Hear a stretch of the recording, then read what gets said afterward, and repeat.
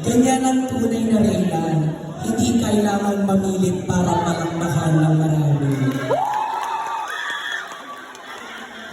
Alinsunod sa advokasya ng LGBT Pilipinas, kaisa po ako sa mga taong naninindigan, naniniwala at patuloy na lumalaban para po sa aming mga karapatan.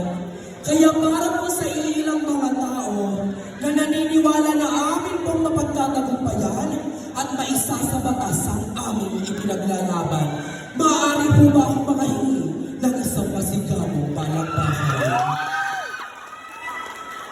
Ako po ay nanggaling pa sa malayong probinsya ng Capiz, na kung saan ang aking pong ina ay isang manananggal at ang aking naman pong ama ay isang mambabarang. Kaya paalala lamang po sa mga hurado natin ngayong gabi, isang pagkakamali nyo lamang po yung pakaiiwasan at siguraduhin ako lagi ang number 1 dahil kung hindi, baka po kayo'y sugurin na mga lahi namin, mga aswang at ang mga makeup artist namin, mga mambabarang. Well, just kidding aside, ladies and gentlemen, what a glamorous and a spectacular evening, ladies and gentlemen. The girl is standing in front of me was a 25 years old stunner.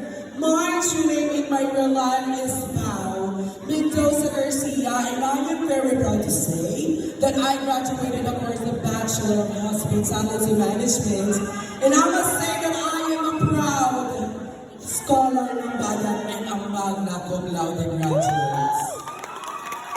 But tonight, this is a beauty pageant, distinguished panel board of judges, educator, mom, and sir, to the audience tonight. Listed by the name of your one and only.